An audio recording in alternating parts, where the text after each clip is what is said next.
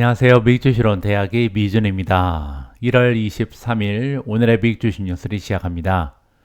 오늘도 변함없이 미국 주식 투자의 정석을 지키고 있는 미존에 오신 것을 환영합니다. 저랑 제 와이프는요, 다음 달에 결혼 20주년을 맞이합니다. 제가 처음에 결혼했을 때 굉장히 신기한 부분이 하나 있었는데요. 한 10년 넘게 와이프가 병원을 한 번도 안 가는 겁니다. 그래서 저는 어떻게 사람이 저렇게 안 아플 수 있지 굉장히 신기했었거든요. 저 같은 경우는 1년에 한 두세 번 정도는 감기에 꼭 걸려서 좀 심하게 앓는 편입니다. 그래서 감기 가지고도 병원을 자주 갔었는데 한 10년간 영국은 또 병원이 무료잖아요. 그래서 무료인데 병원에 갈 일이 없어서 세금만 내고 혜택을 못 받는구나 이런 생각도 했었습니다. 그런데 이제 어느덧 와이프가 나이가 40대 중반에 접어들면서 가끔씩 이제 아픈 때가 있더라고요. 최근에 저희 가족은 저만 빼고 다 감기에 걸렸었습니다. 제 아들이 먼저 감기에 걸려서 고생을 했고요. 그리고 나서 제 딸아이가 기침을 하더니 이제는 제 와이프도 기침을 좀 하더라고요.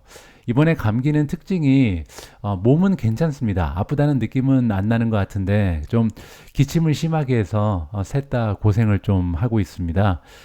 저만 유일하게 감기에 안 걸렸는데요.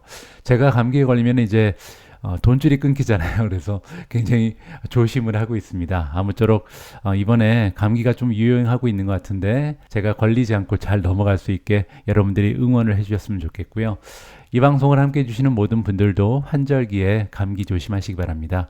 자, 그러면 1월 23일 보내드리는 오늘의 미국 주식 뉴스 바로 시작합니다. 오늘도 어제 미국 증시의 시황부터 정리해 보도록 하겠습니다. fimbiz.com의 S&P 500 맵을 보시면요. 일단 올라간 종목의 숫자가 떨어진 종목보다는 훨씬 더 많이 보입니다. 따라서 마켓 브레스가 굉장히 좋은 하루였다. 이렇게 정리가 가능한데요. 한 가지 특징이 보입니다.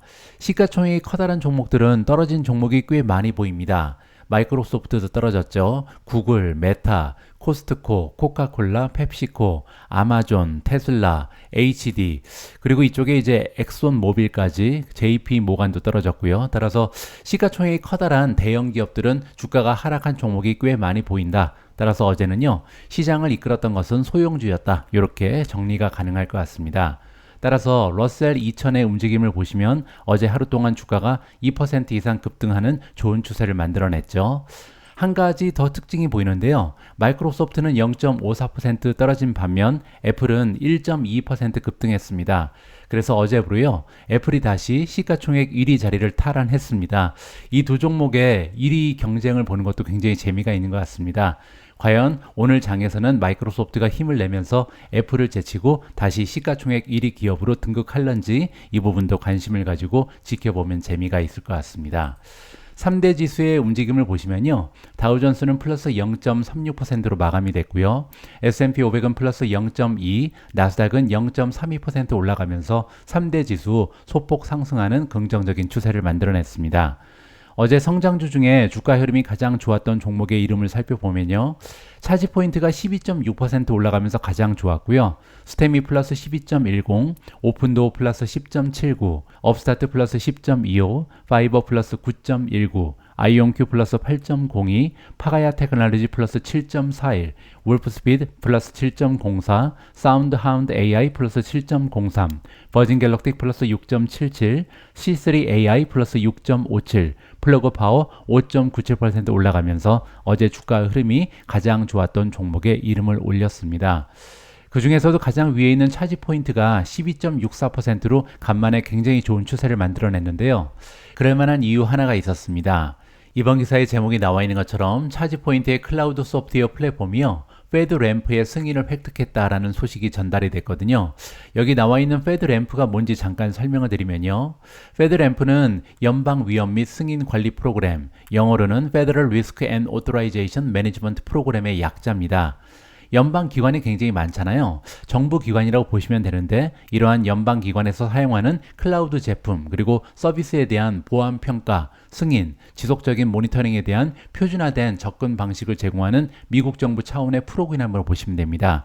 쉽게 얘기해서는요, 정부와 비즈니스를 하고자 하는 클라우드 서비스 공급 업체에 대한 보안 승인 도장이다. 따라서 이 승인을 받게 되면요, 정부 기관과 파트너십을 결성하면서 제품이나 서비스를 판매할 수 있는 가능성이 높아진다. 긍정적인 소식이 전달이 된 거죠. 따라서 차지포인트의 주가가 올라갈 수 있는 계기가 마련이 됐다. 이렇게 정리를 해드리겠습니다.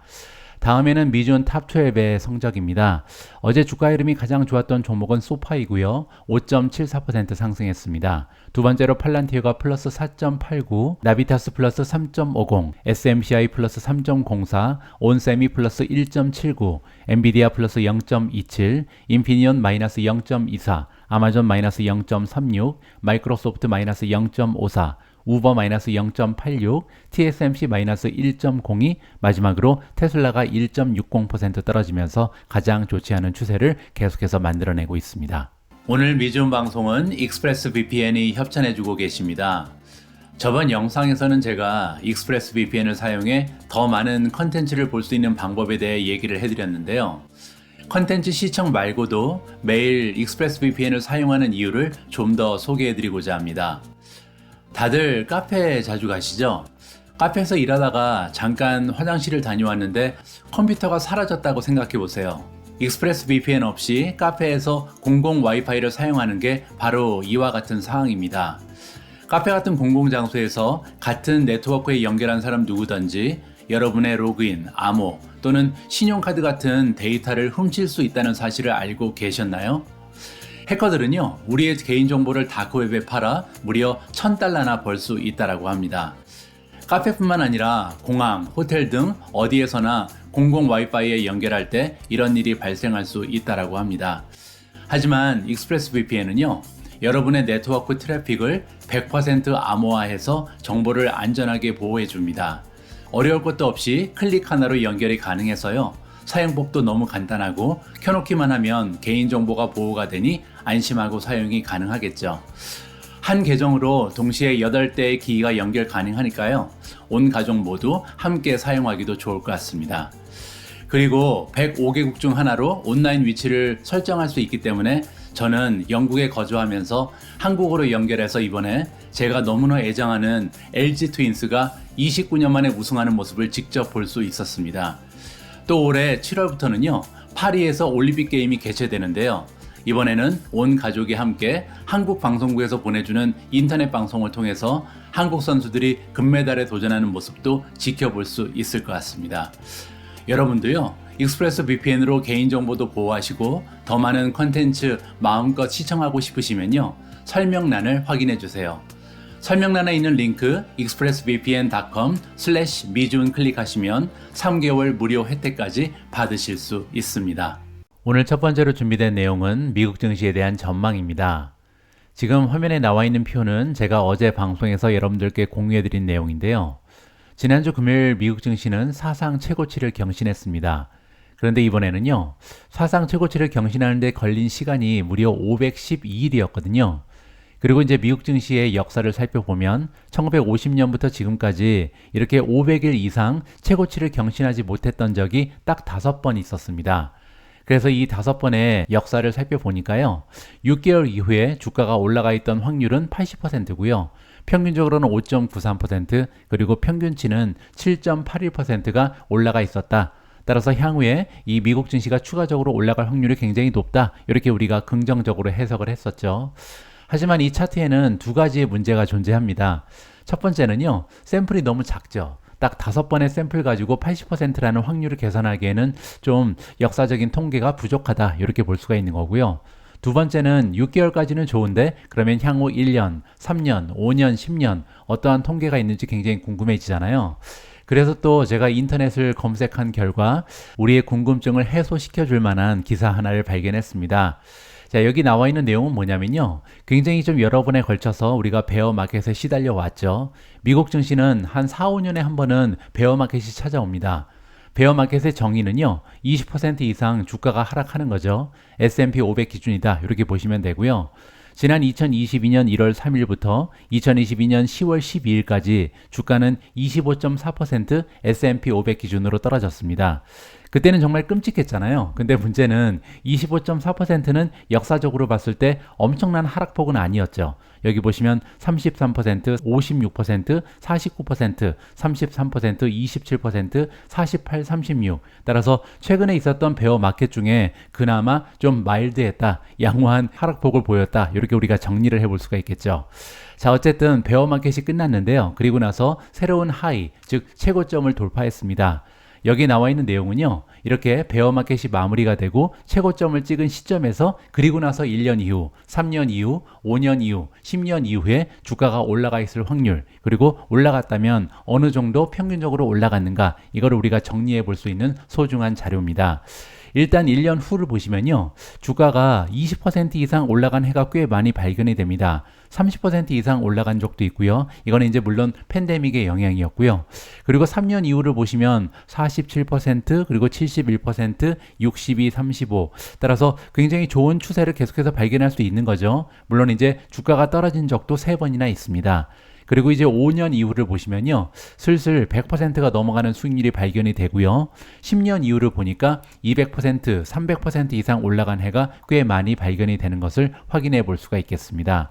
따라서 정리를 해보면요, 우리가 이렇게 베어 마켓이 끝나고 나서 최고점을 돌파하고 나서 그리고 나서 주가의 흐름은요, 대체적으로 굉장히 양호했다. 특히 10년 이후를 보면 무조건 플러스였다. 100% 주가는 올라가 있다. 이렇게 우리가 깔끔하게 정리를 해볼 수가 있는 거죠. 평균치는 밑에 나와 있습니다. 대부분의 경우 신고점 이후에는 더 많은 신고점이 뒤따른다. 이렇게 정리가 가능하고요. 1년 이후, 그리고 3년, 5년, 10년 이후의 총 수익률은요, 평균적으로 16%, 27%, 5년 이후에는 59%, 10년 이후에는 206%를 기록했다. 그리고 또 하나, 실제로 최고치를 경신하고 나서 1년 이후에 하락장이 이어진 경우에는요, 2007년이 유일했습니다. 따라서 2007년을 제외하고 대부분 다 미국 증시는 우상향을 했다. 이렇게 정리가 가능하겠죠.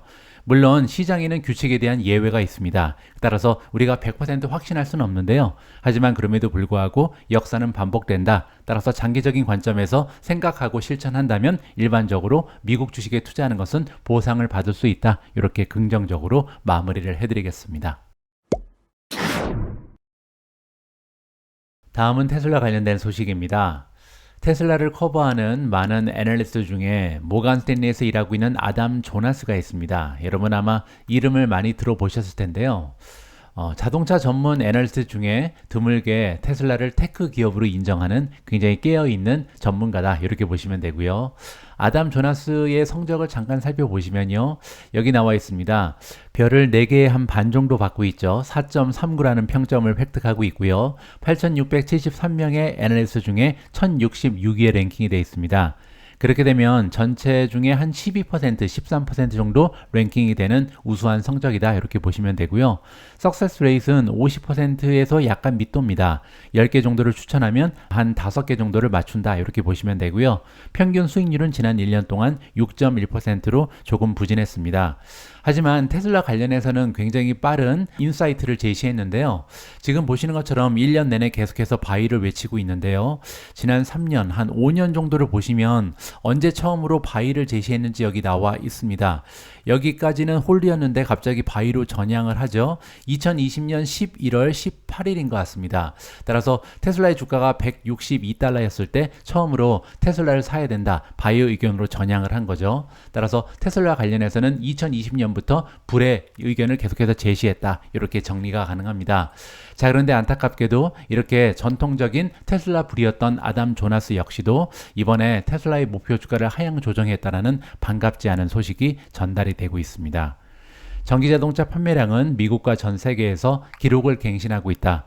하지만 수요는요, 경제 방정식의 한 측면일 뿐이다. 이 얘기는 뭐냐면요, 경제 방정식에는 두 개가 필요하죠. 하나는 수요, 하나는 공급이잖아요. 따라서 공급도 우리가 살펴봐야 된다, 이렇게 우리가 의미를 해석해 볼 수가 있겠습니다. 월요일 날 모간 스탠리의 애널리스트 아담 조나스는요, 테슬라의 목표 주가를 기존의 380에서 345달러로 낮췄습니다. 물론 이제 345도 나쁜 수치는 아니죠. 지금 현재 테슬라의 주가가 208입니다. 따라서 앞으로도 계속해서 66% 정도 올라갈 여지가 있다. 이렇게 긍정적으로 해석이 가능한 거고요. 그는 전기차 시장이 공급 과잉 상태다 이렇게 얘기합니다. 따라서 아까 나온 것처럼 수요는 괜찮은데 문제가 공급이다. 이렇게 지금 그의 의견을 피력하고 있는 거죠. 또 하나, 글로벌 전기차 모멘텀이 주춤하고 있다. 최근 들어서 성장률이 다소 둔화되는 모습을 보이는 게 전기차 시장이다. 이렇게 정리가 가능하겠죠. 따라서 공급, 수요 둘 다 문제가 있다. 이렇게 해석을 해볼 수가 있는 거죠. 따라서 테슬라의 투자자 입장에서는요. 2024년 전망은 판매량 그리고 수익성에 대해서 신중을 기할 필요가 있는 시점이다. 이렇게 판단을 한다고 얘기했습니다. 판매량 그리고 수익성 둘 다 신중을 기한다는 얘기는요. 지금 굉장히 어려운 상황이라는 거죠. 판매량도 어렵고 수익성도 어렵다. 따라서 굉장히 어려운 시점을 돌파하고 있는 것이 테슬라다. 이 점을 우리가 유념할 필요가 있겠습니다. 하지만 이러한 의견은 투자자들이 듣고 싶은 말이 아닙니다. 왜냐면요. 테슬라는 수요일 저녁에 4분기 실적을 발표하거든요. 따라서 이번 어닝 실적을 발표하면서 테슬라의 주가가 반등하기를 기다리는 투자자 입장에서는 이러한 의견이 반가울 리가 없겠죠. 자, 지금 월가의 전망을 좀 살펴보시면요. 테슬라의 4분기 주당 순이익 EPS를 73센트를 예상하고 있고요. 2023년 1년의 연간 순이익은 3.07달러로 예상이 나오고 있습니다. 3.07달러가 있는데 지금 현재 주가가 208이라고 말씀드렸죠. 따라서 208 나누기 3.07을 하면요. 지금 현재 테슬라의 PER이 계산이 됩니다. 67.7배가 나옵니다. 따라서 테슬라의 주가는 지금 현재 멀티플이 67.7배로 거래가 되고 있다는 것을 계산을 통해서 확인해 볼 수가 있는 거고요. 자, 월가에서는 또한 2024년 주당 순이익에 대한 예상을 3.71로 제시하고 있습니다. 자, 그런데 조나스 같은 경우는요. 2023년 주당 순이익을 3.02로 보고 있는데 문제는 2024년은요. 2.41달러를 제시하고 있었는데 이거를 1.98로 낮췄습니다. 그러면 굉장히 재미있는 수치가 나오는데요. 왜냐면 아까 테슬라의 목표 주가를 345로 낮췄다고 나왔잖아요. 그러면 345가 목표 주가니까 345 나누기 여기에 1.98을 하면 멀티플이 나오잖아요. 자, 멀티플이 무려 174배입니다.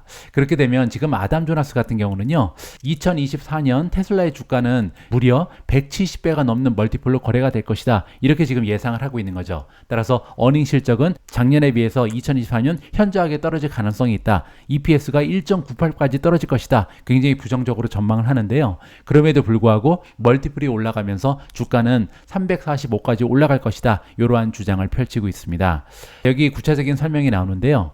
전기차에 대한 전망은 너무나 어렵다. 따라서 어닝 실적은 떨어질 가능성이 있다. 하지만 그럼에도 불구하고 AI, 인공지능과 로봇 공학의 옵셔널리티로 투자 의견을 매수로 계속 유지한다. 여기서 나오는 옵셔널리티는 뭐냐면요. 테슬라가 AI로 훈련된 자율 자동차 그리고 노동력을 절감할 수 있는 휴머노이드 로봇과 관련된 새로운 비즈니스에 많은 잠재력을 가지고 있다. 이것을 의미한다라고 해석해주고 있습니다. 조나스 같은 경우는요. 9월 달에 테슬라의 주식을 매수로 상향 조정하면서 그때 목표 주가는 400이었습니다. 400에서 380으로 한번 떨어뜨리고요. 이번에 다시 한번 345로 떨어지면서 한 13% 정도 목표 주가가 400에서 떨어진 상황이다. 이렇게 정리가 가능하겠죠. 참고로요. 전반적으로 테슬라 주식을 다루는 애널리스트의 42%만이 매수 등급을 보유하고 있다고 합니다. 반면 S&P 500 주식의 평균적인 매수 등급 비율은 약 55%고요. 따라서 S&P 500에 속해 있는 500대 기업의 평균에 비해서 지금 현재 테슬라에게 매수 등급을 주는 애널리스트는 평균적으로 수치가 굉장히 낮은 편이다. 따라서 시장에서는요. 굉장히 좋지 않은 평가가 나오고 있다. 이렇게 정리를 해볼 수가 있겠죠. 자, 그래서 잠깐 살펴보겠습니다. 레이팅으로 들어와서 월가의 애널리스트 레이팅을 보시면요. 현재 5점 만점에 3.42를 받고 있고요. 지난 3개월 동안 총 43명이나 되는 애널리스트가 테슬라를 평가해 줬는데요. 그 중에 스트롱 바이는 11명, 바이는 5명, 지금 보유가 21명으로 가장 많고요. 매도 의견은 3명, 그리고 스트롱 셀이 3명, 따라서 강력 매도를 주장하는 사람도 3명이나 됩니다. 하지만 전반적으로 봤을 때 보유가 가장 커다란 비중을 차지하고 있는 거죠. 자, 그리고 지난 1년 동안 애널리스트가 어떠한 평가를 해주고 있는지 좀 추세를 보시면요. 2023년 보시면 7월 20일까지는 매수 의견이 지배적이었죠. 그러다가 이제 보유로 넘어갔다. 따라서 작년 하반기부터 보유 의견이 지배적이다. 이렇게 정리가 가능할 것 같습니다. 한 가지만 더 보여드리면요. 테슬라의 모멘텀이 지금 굉장히 많이 떨어졌잖아요. 지금 현재 테슬라의 Relative Strength Index를 보시면요. RSI 지수가 무려 27.35까지 떨어져 있습니다. 과거 1년 동안 이 정도까지 RSI 지수가 떨어진 적은 몇 번 없었습니다. 여기에 25.2를 찍고 그리고 나서 주가가 상승을 했고요. 다시 한번 보시면 8월 달에 27.4를 찍은 적이 있는데요. 그때도 이제 주가가 이거를 기점으로 해서 상승 추세를 만들어냈고요. 조금 더 가서 보시면 29.98을 찍고 주가가 상승한 적이 있습니다. 따라서 단기적으로 보면요. 어떻게 보면 기술적인 반등이 일어날 가능성이 굉장히 높아지고 있다. 이렇게 희망적으로 해석이 가능하겠죠. 하지만 그럼에도 불구하고 이번 어닝 실적에서 어떠한 수치를 보고하는가 그리고 가이던스를 어떻게 제시하는가 굉장히 중요하다. 그래야만 이제 중기적으로 장기적으로 주가가 계속해서 상승할 여지가 있다. 이렇게 정리가 가능할 것 같습니다. 바로 앞에 기사에서 테슬라의 전통적인 불 애널리스트 아담 조나스는요. 테슬라의 목표 주가를 345로 하향 조정했습니다. 그런데 굉장히 흥미진진한 부분은요. 목표 주가는 345인데 어닝에 대한 EPS에 대한 전망치는 1.98로 떨어뜨렸거든요. 그 얘기는 뭐냐면 2024년 테슬라의 주가는 올라가겠지만 문제는 실적은 현저하게 감소할 것이다. 그럼에도 불구하고 주가가 올라갈 수 있는 이유는요. 테슬라의 멀티플이 지금 현재 67배에서 174배까지 껑충 뛰어 오를 것이다. 이런 식으로 우리가 이해를 해볼 수가 있거든요. 자, 그리고 아담 조나스는 올해 테슬라의 멀티플이 이렇게 확장할 수 있는 이유를 두 가지를 제시했습니다. 첫 번째는 자율주행이고요. 두 번째는 휴머노이드 로봇입니다. 자, 그런데 때맞춰서 휴머노이드 로봇 관련한 기사 하나가 떴거든요. 일론 머스크가 2040년까지 지구상에는 10억 대의 휴머노이드 로봇이 존재할 것이다. 이런 이야기를 했다라고 합니다. 굉장히 재미있는 내용인데요. 한번 살펴보시죠. 일론 머스크가 2040년까지요. 지구상에 약 10억 대의 휴머노이드 로봇이 등장할 것이다. 이렇게 이야기했다라고 기사가 시작하는데요. 구체적으로 어떤 이야기인지 한번 살펴봐야 할 것 같습니다. 그는 소셜미디어 X에서 2040년대에는 지구에 10억 대의 휴머노이드 로봇이 그리고 2060년대에는 태양계 전체에 1000억 대의 로봇이 존재할 것이다. 이렇게 이야기한 사람이 있는데요. 일론 머스크가 한 얘기는 아닙니다. 인공지능 연구소 미드저니의 설립자 데이빗 홀츠의 예측이라고 하고요. 자, 이 데이빗 홀츠가 이러한 트윗을 날렸는데 거기에 동조를 했다. 이렇게 이해가 가능합니다. 여기에 대해서 머스크는 뭐라고 얘기했냐면요. 문명의 기반이 안정적으로 진행된다면 아마도 그렇게 될 것이다. 이렇게 답을 했다라고 합니다. 실제로 2021년 테슬라는요. 테슬라 봇으로 알려진 휴머노이드 로봇 프로토타입을 개발했습니다. 일론 머스크는 휴머노이드 로봇의 미래 가치를 설명하면서 이렇게 얘기한 적이 있고요. 앞으로 시간이 지남에 따라서 자동차 사업보다 휴머노이드 로봇이 더 중요해질 잠재력을 가지고 있다. 따라서 엄청난 비즈니스 모델이라는 거죠. 일론 머스크는 또한 2022년 10월의 한 행사에서 대당 2만 달러 정도의 가격이 책정될 수 있는 수백만 대의 로봇을 만들겠다. 이렇게 이야기한 적도 있습니다. 그 얘기는요. 자동차 비즈니스만큼 커질 만한 잠재력이 있는 것이 봐도 휴머노이드 로봇이다. 이렇게 정리가 가능하겠죠. 당시 일론 머스크는요. 옵티머스를 개발하기 위해서는 아직 해야 할 일이 많이 남아있다라고 언급했습니다. 그 얘기는요. 언제부터 이 휴머노이드 로봇이 상용화될지 상품화되면서 매출을 만들지는 조금 미지수다. 이렇게 우리가 의미를 해석해 볼 수가 있겠죠. 그는 현재의 한계를 인정하면서도 이렇게 얘기했습니다. 옵티머스 로봇은요, 향후 5년 또는 10년 안에 놀라운 제품이 될 것이다. 그 얘기는요, 빠르면 5년 안에, 늦어도 10년 안에는요, 이 테슬라 봇, 즉 옵티머스 로봇이 즉 테슬라의 한 가지의 비즈니스 모델이 될 것이다. 여기에서도 많은 매출이 창출할 수 있는 잠재력이 남아 있다라고 해석이 가능합니다. 따라서 주주 입장에서는요, 옵티머스 로봇이 조만간 자동차 비즈니스와 쌍두마차를 이룰 수 있는 이러한 잠재력이 있다. 이렇게 해석이 가능한 거죠. 그는 휴머노이드 로봇을 만드는 것이 테슬라의 가장 중요한 목표인 지속 가능한 에너지를 가속하는 것과 직접적으로 일치는 하지 않는다. 이렇게 얘기했습니다. 하지만 그럼에도 불구하고 옵티머스의 등장으로 그 임무, 테슬라의 임무가요, 미래를 멋지게 만드는 것으로 다소 확장이 되었다. 따라서 지속 가능한 에너지를 가속하는 것이 테슬라의 미션이었는데 그 미션이 조금 더 커졌다. 이렇게 이야기를 하고 있습니다. 아무튼 이번 수요일 날 발표되는 어닝 실적은요, 결과 자체는 그렇게 기대가 되지 않습니다. 따라서 자동차 산업이 지금 굉장히 어려운 상황이잖아요. 따라서 전기차 부분의 매출과 순이익은 굉장히 초라한 실적을 발휘할 가능성이 굉장히 높다. 개인적으로 판단을 하고요. 하지만 그럼에도 불구하고 한 가지 희망이 남아 있다면요, 기자회견입니다. 어닝콜이 있을 텐데 과연 어닝콜에 등장한 CEO 일론 머스크가 어떠한 이야기를 할지 여기에서 좀 긍정적인 이야기를 한다면 주가가 많이 떨어진 상황이라서 반등할 수도 있지 않을까 기대를 걸어볼 수가 있을 것 같습니다. 그 얘기는요, 최소한 세 가지 중에 한 가지의 주제가 나와야 한다라고 생각을 하는데요. 첫 번째는 저가형 전기 자동차, 두 번째는 로봇이죠. 바로 이 옵티머스에 대한 미래 잠재력, 그리고 또 하나가 있다면 바로 자율주행입니다. 이 세 가지 중에 하나에 대해서 굉장히 희망적인 얘기를 한다면 주가가 반등할 수 있는 여지가 마련이 된다, 개인적으로 판단을 하고 있습니다. 다음으로 준비된 기사에는 마이크로소프트 딱 한 종목이 등장을 합니다. 하지만 실상 이 기사의 진정한 주인공은 마이크로소프트가 아닙니다. 무슨 얘기인지 한번 들어보시죠. 지난 주말 마이크로소프트가 해킹을 당했다라는 좋지 않은 소식이 전달이 되고 있는데요. 특히 마이크로소프트는 사이버 보안 기능도 가지고 있기 때문에 자체적으로 보안을 했을 텐데 뚫렸다, 이렇게 좋지 않게 해석이 가능한 거죠. 마이크로소프트는 지난주 제출한 서류에서요, 최고 경영진의 이메일 계정에 액세스한 러시아 정보 그룹에 의해서 해킹을 당했다라고 밝혔습니다. 여러분들 기억하시는지 모르겠는데요. 2020년에 정부 공급업체였던 솔라윈즈를 해킹했던 노벨리움이라는 단체가 있습니다. 그런데 이 해킹 그룹이 이번에 2023년 11월 말에 시작된 해킹의 주범이다, 다시 한번 마이크로소프트를 뚫었다, 이렇게 우리가 이해를 해볼 수가 있겠죠. 자, 그런데 이번 해킹 공개는요, 굉장히 특별한 의미가 있습니다. 기업에 부정적인 영향을 미칠 수 있는 해킹에 대한 공개를 규정한 새로운 법률이 시행된 지 몇 주 만에 이루어진 것이다. 그 얘기는요, 새로운 법률이 통과되고 나서 마이크로소프트가 첫 번째 사례다, 이렇게 이해해 볼 수가 있겠죠. 미국의 증권거래위원회 SEC는요, 면제권이 주어지지 않는 한 기업에게 4일의 공개 기한을 부여합니다.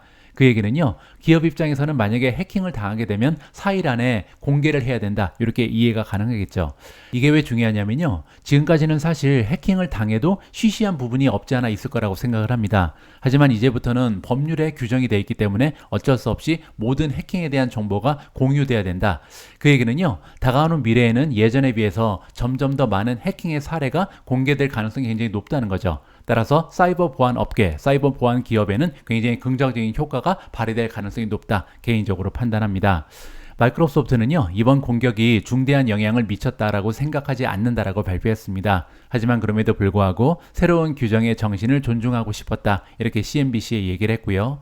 당연하죠. 왜냐하면 마이크로소프트 입장에서는 약간 쪽팔리잖아요. 왜냐하면 마이크로소프트는 보안 기업으로서도 굉장히 위상이 높습니다. 그런데 보안 기업인 마이크로소프트가 이번에 해킹을 당했다는 것은요, 굉장히 떳떳한 그런 모습은 아닌 거죠. 자, 반면 마이크로소프트가 뚫렸기 때문에 다양한 기업에는 호재로 작용을 했습니다. 사이버 보안 기업들의 어제 주가 흐름을 보시면요, 크라우드 스트라이크는 플러스 2.79, 지스케일러는 플러스 4.13, 팔로 알토는 플러스 2.34, 포티넷 플러스 2.89, 마지막으로 센티넬 같은 경우는 5.84%나 급등 추세를 만들어냈습니다. 따라서 이번에 마이크로소프트가 뚫리면서 사이버 보안에 대한 중요성이 다시 한번 강조되었다, 이렇게 이해가 가능한 거죠. 저 같은 경우는 이 중에서 크라우드 스트라이크에 투자를 진행하고 있습니다. 많은 분들께서 이미 알고 계신 것처럼 저는 2020년부터 계속해서 이 주식을 들고 있는데요. 사실 최근에 좀 주식을 줄여야겠다. 왜냐면 지난 1년 동안 지나치게 주가가 많이 상승을 했거든요. 180%나 폭등 추세를 만들어내면서 멀티플이 너무나 많이 확장을 했습니다. 따라서 조만간 크라우드 스트라이크의 주식을 좀 비중을 줄여야겠다, 이렇게 생각을 하고 있었는데요. 이러한 호재가 발생하면서 당분간 또 상승이 계속해서 진행될 가능성이 높다, 이러한 예측도 나오고 있는 상황이고요.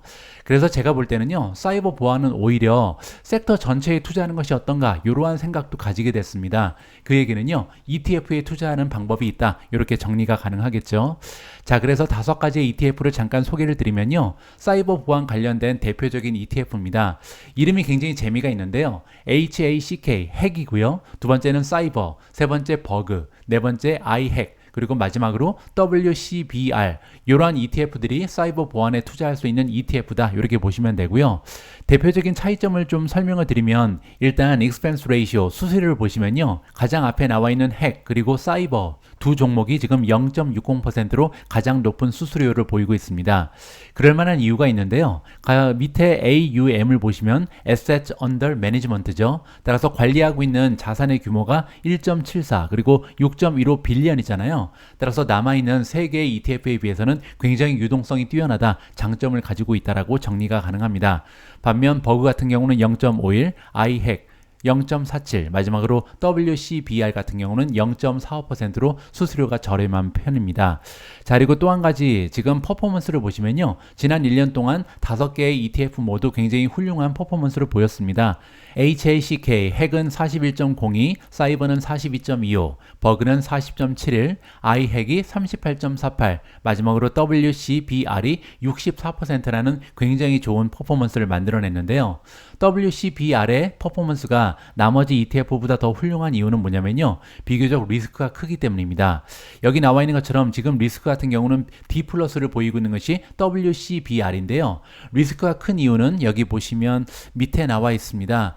보유 종목의 숫자가 가장 적거든요. Number of Holding, 지금 WCBR 같은 경우는 25개의 종목에 집중 투자를 하고 있고요. 반면 핵 같은 경우는 50개, 그리고 사이버 같은 경우는 34개, iHack 같은 경우는 48개의 종목에 분산 투자가 되고 있다. 따라서 탑10에 몰려있는 자산의 규모가 여기 보시면 55%로 굉장히 높은 편이죠. 따라서 WCBR은요, 25개라는 비교적 적은 수의 종목에 집중 투자하면서 리스크는 좀 크지만 주가의 상승폭이 클 가능성은 있다. 이렇게 정리가 가능할 것 같습니다.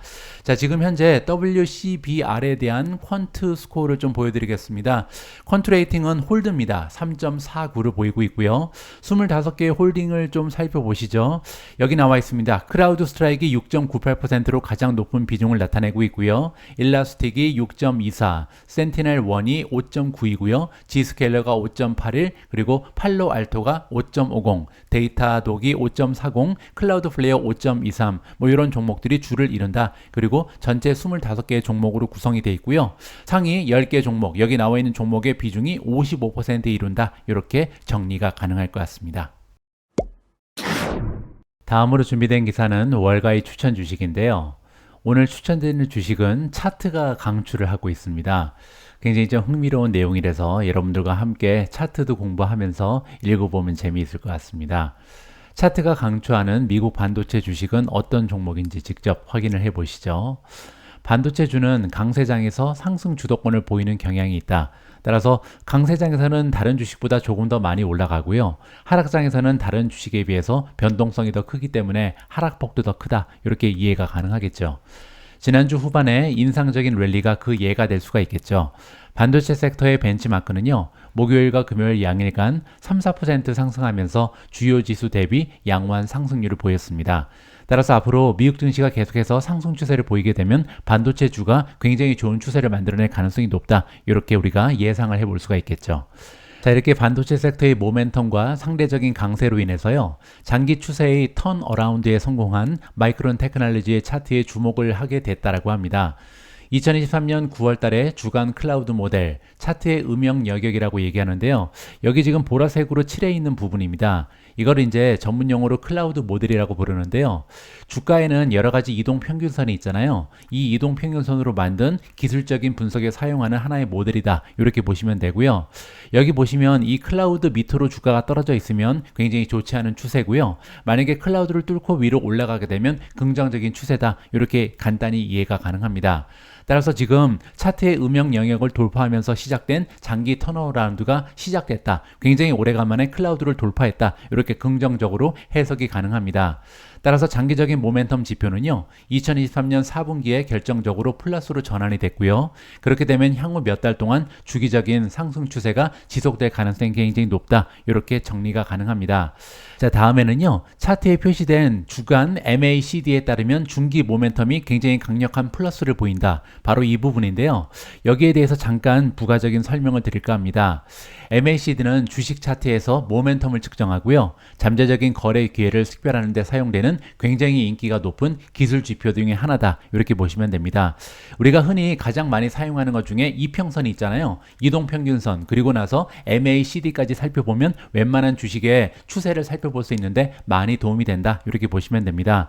MACD에서는 세 가지의 핵심 요소가 있는데요. 첫 번째는 MACD 라인입니다. 제가 지금 마이크론 테크놀로지를 예를 들어서 한번 설명을 들어보도록 하겠습니다. 최근을 보시면 여기 보라색 선이 위로 올라가 있잖아요. 이게 MACD 라인인데요. 여기 나와 있는 것처럼 증권 가격의 두 가지 이동평균의 차이를 보여줍니다. 첫 번째는 12일 이동평균선이고요. 또 하나는 26일 이동평균선인데요. 이 차이가 계속해서 상승하게 되면 상승 모멘텀이 발견되는 거고, 만약에 하락하면 하락 모멘텀이다. 보시는 것처럼 지금 노란색이 계속해서 우상향하고 있잖아요. 따라서 지금 현재 굉장히 좋은 추세를 발견할 수가 있는 거죠. 두 번째는 신호라인입니다. 신호라인은 이 빨간색이거든요. 여기 보시면 MACD 선이 신호선 위로 교차하면 잠재적으로 매수 신호다. 여기 보시면 교차가 됐잖아요. 따라서 이 시점에서 마이크론 테크놀로지의 주식을 사야 된다. 이렇게 우리가 이해를 해볼 수가 있는 거고요. 마지막으로 MACD 히스토그램이라는 게 있습니다. 이건 뭐냐면요, MACD 선과 신호선 차이를 막대 차트로 시각화한 것이다. 여기 보시면 막대 차트가 보이시죠? 이 막대 차트는 위로 올라갈 수도 있고 밑으로 떨어질 수도 있습니다. 상승 히스토그램은 상승 모멘텀이 증가하고 있다. 이렇게 의미를 해석할 수가 있고요. 만약에 이 막대 그래프가 밑으로 떨어지게 되면요, 하락 모멘텀이 증가하고 있는 것을 의미한다. 따라서 지금 마이크론 테크놀로지 같은 경우는 세 가지 모두 다 상승세를 가리키고 있습니다. 첫 번째로 보라색 선, 즉 MACD 라인이 위로 올라가고 있죠. 그리고 두 번째로 신호 라인과 MACD 라인이 교차를 했습니다. 바로 얼마 전에 이런 일이 발생을 했고요. 세 번째로 MACD 히스토그램을 보시면 막대 그래프가 위쪽으로 우상향하고 있잖아요. 그리고 이제 점점 더 그 폭도 넓어지고 있습니다. 따라서 세 가지의 핵심 요소가 모두 긍정적인 추세를 가리키는 것이 마이크론 테크놀로지의 주가 차트다. 이렇게 정리가 가능하겠죠. 따라서 중기 모멘텀은 강력한 플러스를 보이고 있다. 따라서 해석을 해보면요, 마이크론 테크놀로지 같은 경우는 차트상으로 보면요, 유일한 주요 장애물이 하나 있는데 2021년 고점이고요. 이게 이제 저항선으로 바뀔 가능성이 높다. 그리고 이거는요, 2000년의 고점과도 일치한다라고 합니다. 위쪽으로 올라가서 잠깐 보여드리면요, 바로 여기입니다. 두 번이나 고점이 겹치는 현상을 발견할 수가 있잖아요. 지금 현재 주가가 여기까지 올라가 있는데 앞으로 쭉 올라가다가 결국은 97달러 정도 선에서 아마 막힐 가능성이 있다. 여기가 저항선이라는 거죠. 만약에 이 97달러, 98달러를 뚫고 100달러 이상까지 올라가게 되면 한동안은 하늘 높은지 모르고 날아갈 가능성도 있다. 이렇게 기대를 해볼 수가 있겠죠.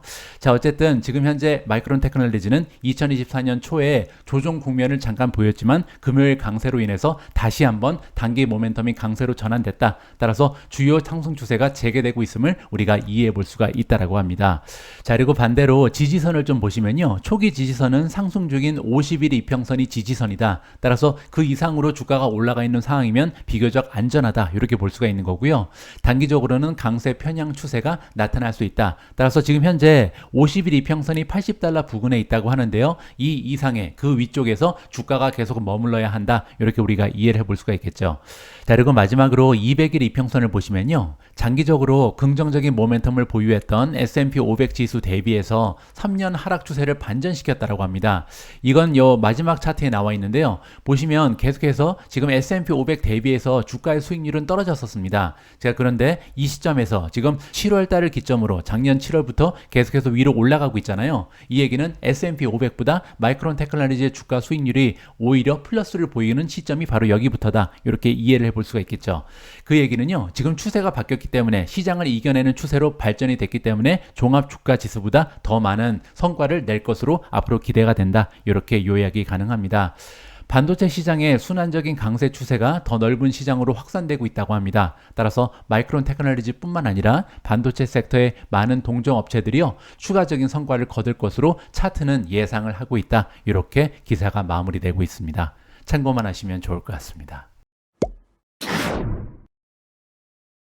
오늘 마지막으로 준비된 기사 역시도 월가의 추천 주식인데요. 골드만삭스라는 투자기관에서 ROE가 성장하는 종목에 베팅하라라는 투자 조언을 안겨주고 있습니다. ROE가 성장하는 종목에 베팅해야 되는 이유, 그리고 또 한 가지 어떤 종목이 ROE가 성장하고 있는지 그 리스트까지 확인을 해볼 수가 있을 것 같습니다. 골드만삭스는요, 금요일날 발행된 미국 주간 킥스타트 보고서에서 ROE 성장 바스켓 구성 요소를 소개하면서 몇 가지 새로운 종목을 추가했다라고 밝혔습니다. S&P 500의 자기 자본 수익률, 영어로 Return on Equity죠. 줄여서 ROE라고 부르는데요. 이 S&P 500의 ROE는 2023년 3분기까지 55 베이시스 포인트 상승하면서 20.5%를 기록했다고 합니다. 이건 엄청난 수치입니다. 왜냐면요, ROE를 제가 예전에 한번 설명드린 적이 있는데, 에퀴티라는 것은 자기 자본을 얘기합니다. 그 얘기는요, 우리가 가지고 있는 투자 자금을 가지고 여러 가지 다양한 투자를 할 수 있잖아요. 뭐 예를 들어서 은행에 가서 예금을 한다든지 적금을 하면요, 이 ROE가 1%, 2%, 뭐 많아야 3%에 불과하겠죠. 그런데 우리가 미국 증시에 투자하는 이유는요, 역사적으로 봤을 때 주식에 투자하면 수익률이 한 10% 가까이 된다. 따라서 ROE가 10%를 찍을 수 있다는 믿음을 가지고 투자를 진행합니다. 자, 그런데 S&P 500의 ROE를 보시면요, 무려 20.5%죠. 여기 나와 있는 리턴은 뭐냐면 순이익입니다. 그리고 에퀴티는 주식을 얘기하잖아요. 주식이라는 것은 우리 같은 주주들이 투자한 돈을 얘기하죠. 따라서 우리가 투자한 돈을 가지고 순이익을 얼마나 내는가 보시면 20.5%입니다. 따라서 미국 주식에 투자하는 거, 그리고 은행에 적금이나 아니면 채권을 산다, 뭐 이런 거보다도 지금 현재 미국 기업들은, 특히 500대 기업들은요, 엄청난 순이익을 만들어내고 있는 거죠. 따라서 이런 기업들한테 투자하는 것은 당연한 논리가 될 수 있다. 이렇게 우리가 정리를 해볼 수가 있겠습니다. 자, 어쨌든 이런 쟁쟁한 기업들, ROE가 20%를 넘어가는 엄청난 기업들이 모여 있는 게 미국 증시인데요. 첫 3분기 동안 EBIT 마진의 확대에 힘입은 결과다. 이렇게 나와 있습니다. EBIT이라는 것은요, 영업이익과 비슷한 개념입니다. E는 어닝이잖아요. 어닝은 어닝인데 I와 T가 제외된 거다. I는 인트레스트, 이율이고요. 그리고 T는 텍스입니다. 따라서 이자와 텍스, 세금을 제외한 영업이익이다. 이렇게 보시면 되고요. 현재 4분기 후행 자기자본 이익률 ROE는요, 과거 대비해서 97번째 100분위수에 해당한다고 합니다. 따라서 역사적으로 봤을 때 지금 상위 3%다. 따라서 ROE가 굉장히 훌륭한 상태에 머무르고 있다. 이렇게 우리가 이해를 해볼 수가 있는 거고요. 이번 보고서에 따르면요, 이미 소비재의 ROE는 EBIT 마진의 확대에 힘입어서 2022년 4분기 이후에 가장 큰 폭의 상승을 기록하고 있다고 합니다. 따라서 지금 현재 이미 소비재 쪽에 기업들이 굉장히 힘을 내고 있다. 많은 이윤을 창출하고 있다. 이렇게 볼 수가 있는 거고요. 에너지 ROE는 가장 큰 폭으로 하락을 했다라고 합니다. 금리 상승과 함께 차입 비용이 증가하면서 모든 부문에서 이자 비용이 ROE에 역풍을 일으켰다. 지금 현재 20%가 넘어가는 ROE를 만들고 있지만 한 가지 악재가 있었는데요. 그거는 이제 굉장히 금리가 높게 설정이 되면서 이자가 많이 올라갔겠죠. 이자가 올라가게 되면요, 아무래도 리턴, 순이익은 떨어질 수밖에 없죠. 그러한 역풍이 있었다. 그럼에도 불구하고 500대 기업은 잘 해내고 있다. 이렇게 우리가 정리를 하면 좋을 것 같습니다. 골드만삭스의 애널리스트들은요, 올해는 세금이나 이자 비용이 ROE에 큰 영향을 미치지 않고 인플레이션과 단위 인건비의 빠른 하락이 예상되기 때문에 EBIT 마진이 굉장히 좋은 폭으로 올라갈 것이다. 그렇게 되면요, 2024년 S&P 500의 ROE는 EBIT 마진에 힘입어서 소폭으로 상승할 가능성이 있다. 따라서 지금 현재도 20.5%라는 엄청난 ROE를 자랑하는 것이 S&P 500의 500대 기업인데요. 이게 2024년에는 더 올라갈 가능성이 있다는 거죠. 따라서 미국 주식에 꼭 투자해야 된다. 이렇게 기사에서 알려주고 있습니다. 골드만삭스는 S&P 500에 대해서 섹터 중립적인 ROE 성장 바스켓을 리밸런싱 했습니다. 그러면서 이제 새로운 주식도 추가를 하고 새롭게 단장을 했는데요. 이 바스켓은 향후 12개월 동안 ROE 성장의 컨센서스가 가장 높은 50개 종목을 담고 있다라고 합니다. 따라서 ROE가 가장 많이 성장할 것으로 기대되는 종목 50개가 여기 들어가 있는데요. 그 중에서 제가 좀 관심을 가지고 있는 종목 위주로 살펴보도록 하겠습니다. T-모바일이 ROE 성장률이 37%로 굉장히 높고요. 그 밑에 보시면 뉴스코퍼레이션이 ROE가 26% 성장률, 넷플릭스가 14% 정도 성장할 것으로 예상이 되고요. 월트디즈니가 9%, 나이키 16%, 애프티브가 13%입니다. 일루미나가 14%, 아메리칸 타워가 무려 46%의 ROE 성장률을 기대할 수가 있는 것 같고요. AMD가 43% 굉장하죠. 그리고 펄스솔라가 37%, 테라다인이 25%, 코버가 15%, 세일즈포스가 5% 정도 성장을 기대할 수가 있겠습니다. 따라서 이렇게 리턴 온 에퀴티가 계속해서 성장하고 있는 기업에 투자하면 좋은 수익을 낼 수 있다. 이렇게 골드만삭스에서 조언을 안겨주고 있습니다. 1월 23일 보내드린 오늘의 미국 주식 뉴스는 여기까지입니다. 오늘 방송도 분량이 만만치 않을 것 같은데요. 마지막까지 함께해 주셔서 감사합니다. 내일도 저는 여러분들 투자 활동에 도움될 만한 다양한 정보 모아서 다시 찾아뵙도록 하겠습니다. 우리 모두가 미국 주식 투자로 은퇴하는 그날까지 다 함께 화이팅입니다. 행복한 하루 되세요. 감사합니다.